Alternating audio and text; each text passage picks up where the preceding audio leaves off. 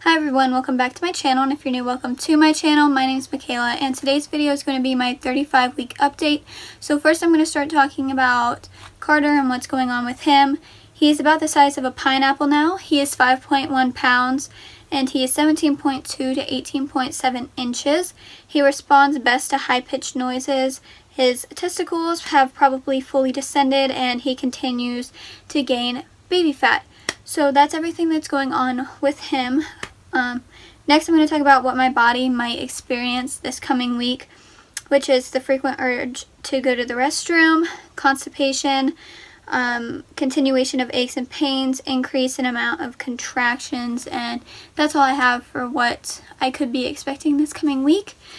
And then the last thing I'm going to talk about are my symptoms. So the first symptom I'm going to talk about is I'm dilated to 2 centimeters.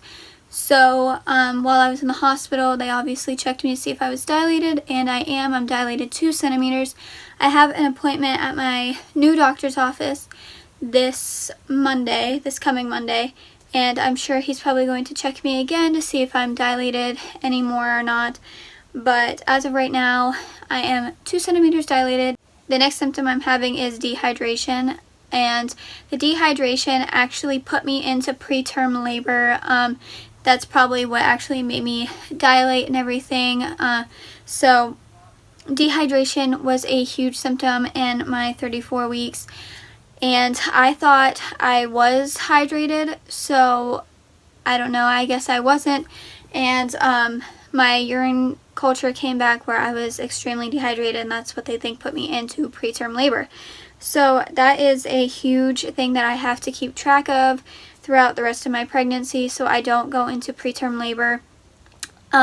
So I do keep track of it every day, and I write down how many glasses I drink a day, and I'm trying to drink 6 to 8 glasses of water a day because that is what was recommended to me.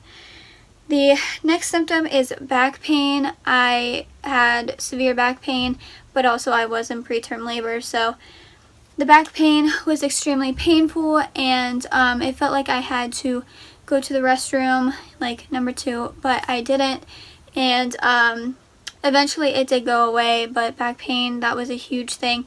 I still get it here and there, but Caelan will help me and rub my back for me.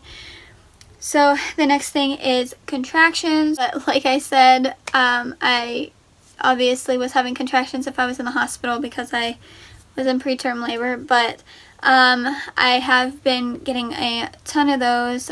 Since I've been home, I've had a few here and there, not like while I was at the hospital, so that's a good sign. But I'm definitely noticing my contractions are getting a lot more painful. They're getting a lot more stronger. They get longer. Mostly what a contraction feels like is just my stomach is tightening, and I feel like I can't breathe, kind of. It's like a tingling sensation. I wish I could explain it better, but it just feels like extreme tightness around my stomach and up into my, like right below my boobs. It gets really tight, and it's kind of hard to breathe. It feels kind of tingly. That's the best way I can describe it for you guys. The next thing is nausea. I got extremely nauseous while I was in the hospital, and I just really haven't been feeling good, so I noticed that nausea is a symptom that I have been having to deal with this past week. And then the next thing is the frequent going to the restroom. I have been peeing a lot more than I normally do, but I think that's because I am now drinking more and I was getting a lot of fluids. So frequent urination is a huge thing, especially during the night. The next thing is movements from Carter have been a lot lower in my stomach. It's like I can feel him all the way down in like my, it's like I can feel him all the way down in my groin. And that's definitely something that I've noticed, that his movements are getting a lot lower, but he also is down lower than he has been. So that's definitely something that I've noticed. And then the next thing is I'm nesting. So I cleaned my entire room. I have everything all set up. And I checked everything off my checklist, so I am ready for his arrival. The only thing I have to do is put the car seat in the car, which I'll be doing soon. So I have everything ready for him, and I still feel unprepared, but I know I have everything, so I'm confident in that way. But I definitely noticed that nesting is a huge thing that I've been going through. The next thing is dry skin, which I have been talking a lot about for the past few weeks. My face has been extremely dry, so I just continue to use Cetaphil, and I'm hoping that that all helps itself. Then the next thing is my boobs leaking. I talk about this a lot, but now I'm noticing that my boobs are leaking from my emotions. Whenever I'm upset, my boobs leak a lot more than whenever I'm in a good mood. I don't know, it's super weird, but I noticed that whenever I'm crying, my boobs are leaking, or whenever I'm upset or mad, my boobs leak a lot more than whenever I'm in a good mood. I don't know, it's super weird, but that's definitely something that I have been noticing. Then the next thing is my legs have been swollen, and so have my feet.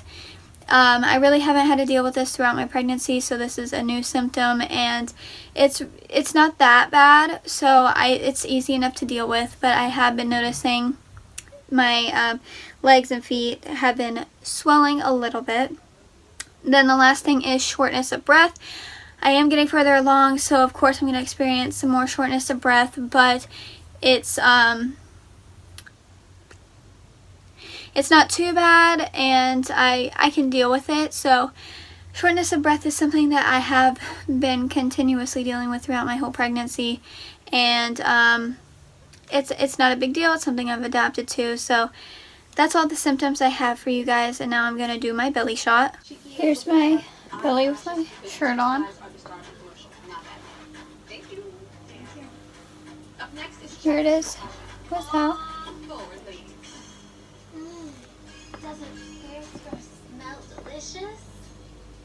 I feel like he definitely has dropped. I don't know, I think it just looks like he dropped a little bit.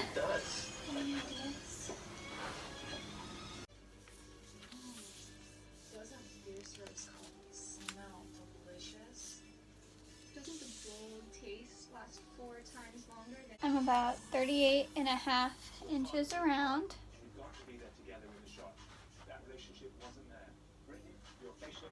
Thank you all for watching, and I hope to see you all next video.